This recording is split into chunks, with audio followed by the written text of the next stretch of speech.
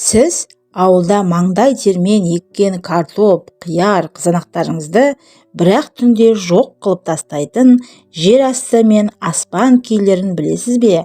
Олар сіздің бақшаңызды тірідей кеміретін, топырақ астында 5 жыл бойы жасырынып жататын нағыз трансформерлер. Олар қыста қайда тығылады және неліктен оларды тоқтату мүмкін емес? Армысыздар, жануарлар шындық арнасының егінін қорғағысы келетін қырағы көрермендері мен ауылдың пысық балалары. Біз құбыжықтарды кинодан іздеп жүрміз, ал нағыз қанішер аңшылар мен тонаушылар сіздің шарбағыңызда жүр. Бүгін біз күнде көз алдымызда жүріп, бүкіл еңбегімізді еш қылатын бау-бақша мен егіннің ең сұмдық 7 зиянкесін ғылыми зерттеулерге сүйеніп бірде-бір мақұлықты қалдырмай әшкерелейміз. Видеоны жіберіп алмай, соңына дейін мұқият көріңіз, өйткені бұл ақпарат сіздің бақшаңызды аман алып қалады. Экран астындағы подписаться батырмасын және лайкты басып жіберіңіз. Зиянкестер соғысын бастаймыз. Жер астының зұлым ханы бұзаубас, яғни медведька. Бұзаубас бақшаның бірінші жауы. Ол картоп, қызанақ, қияр және сәбіздің тамырларын өзінің экскаватор сияқты алдыңғы аяқтарымен қиып тастайды. Бір қызығы, ол өсімдікті тек қарны ашқаннан жемейді. Ол жер астындағы ұясына күн сәулесі жақсы түсіп, жылы болу үшін сол ұяның үстіндегі бүкіл өсімдік атаулының тамырын әдейі кесіп, жерді тықырлап тастайды. Ол ылғалды, қи шығарылған, құнарлы жұмсақ топырақты жақсы көреді. Жер астында 10-20 см тереңдікте күрделі лабиринттер қазады. Мамыр-маусым айларында еркектері түнде інінен шығып, шегірткеден 3 есе қатты дыбыспен шырылдап, аналығын шақырады.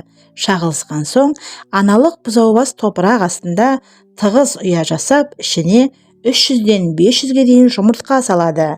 Ол өз балаларын өте қатты қорғайды. Суық түскенде бұзаубас өліп қалмайды. Ол жердің ең терең қабатына 1 метрден 2 метрге дейін тереңдікте бойлап кіріп, анабиоз күйінде қыстап шығады.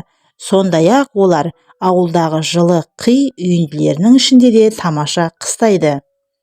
Жерді үнемі қазатындықтан топыраққа ауа барады және басқа зиянды қоңыздардың дернәсілдерін жейді.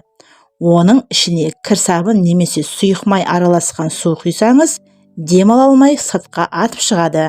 Немесе жерге қисайтып банка көміп, ішіне аздап сыра құйып қойсаңыз, иісіне қызығып түсіп, қайта шыға алмай қалады. Екінші зиянкесіміз ол аспаннан келетін ашаршылық, яғни шегіртке.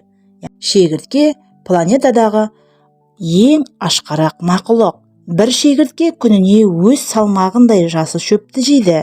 Олар жалғыз жүргенде қауіпсіз, бірақ бастары қосылғанда олардың гені өзгеріп, апатты саранча армиясына айналады. Миллиардтаған шегіртке көшкенде бірнеше сағаттың ішінде бүкіл ауылдың егістігін, жайлауын, бақшасын, сіріңке шірпілері сияқты тықырлап кетеді.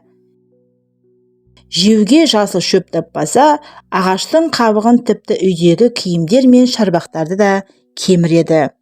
Олардың көбеюі мен мекен ететін жерлері Қазақстанның жартылай шөлді құрғақ далаларында, өзен бойларындағы қамыстарда өмір сүреді. Күзде аналық шегіртке өзінің құйрығымен топырақты тесіп, ішіне арнайы көбікті капсула қалдырады. Оның ішінде 50-100 жұмыртқа болады. Көктемде күн ысығанда сол жұмыртқалардан миллиондаған кішкентай шегірткелер шығады. Үлкен шегірткелер күзде суық түскенде жаппай өліп қалады. Олар қыстамайды, бірақ олардың жұмыртқалары топырақтың астында -30 градусқа аязға да үсімей аман-есен қыстап шығады. Табиғатта шегіртке өте үлкен азық тізбегі.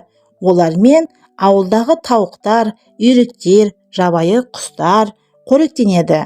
Ақуызға өте бай. Ауылда тауықтар мен үйректерді егістікке жіберу, жаппай қаптағанда арнайы олармен ерте көктемде олар әлі ұша алмай тұрғанда улау керек. Үшінші зиянкестің түрі ол таптасаң да өлмейтін Колорадо қоңызы. Оның зияны мен бақшаның құрту себебі. Бұл картоп еккен кез келген ауыл баласына таныс, сырты жолақ, нағыз өшпес мақұлық. Ол картоптың, қызанақ пен баклажандардың жапырақтарын жаппай жейді. Оның дернәсілдері кішкентай қызғылт құрттар, сондай ашқарақ, бірнеше күнде бүкіл картоп алқабын жалаңаш сабаққа айналдырып тастайды. Жапырақсыз қалған картоп астында өнім бермейді. Оның көбеюімен мекен ететін жері картоп және алқап тұқымдас өсімдіктер егілген барлық бақшаларда мекен етеді. Көктемде топырақтан шығып, картоп жапырағының астына 30-40 данадан сары жұмыртқа салады. Бір маусымда бір аналық 1000-ға дейін жұмыртқа тастай алады. Күзде олар жердің астына 30-50 см тереңдікке кіріп, топырақта ұйықтайды. Олар суыққа өте төзімді. Тіпті кейбір қоңыздар қолайсыз ауа райында жер астында 2-3 жыл бойы ештеңе жемей, терең ұйқы күйінде жата береді. Аз көлемде болса, қолмен теріп, тұзды суға немесе керосинге салып жояды. Ал егер оны жерге тастай салсаң, қайта тіріліп кетеді. Көп болса, ерте көктемде арнайы у шашады. Бұл қоңыздың бақшаға ешқандай пайдасы жоқ. Төртінші зиянкесіміз көзге көрінбейтін улаушы, яғни өрмекші кенесі. Көзіңізге кәдімгі шаң сияқты көрінгенімен, бұл жылыжайлар мен қияр егістігінің ең үлкен соры. Бұл мақұлық өсімдікті жемейді. Ол өсімдіктің шырынын сорып қоректенеді. Қияр мен бұрыштың жапырақтарын жұқа өрмекпен қаптап, өсімдіктің бүкіл нәрін сорып алады. Сорылған жапырақтар сарғайып, кеуіп, үгітіліп қалады. Ыстық әрі құрғақ ауаны жақсы көреді. Плюс 30 градусқа олар небәрі 7 күннің ішінде жұмыртқадан үлкен кенеге айналып, миллиондап көбейіп кетеді.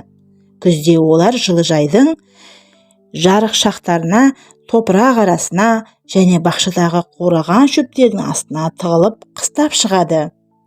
Бұлар құрғақшылықты жақсы көретіндіктен бақшаны үнемі суғарып, ылғалды ұстау керек. Сарымсақ пен пияз қабығының тұнбасын суға араластырып шашу тиімді.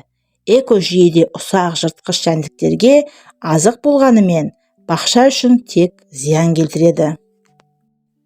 Бақшаның келесі зиянкесі тілә немесе құмырсқаның мафиясы.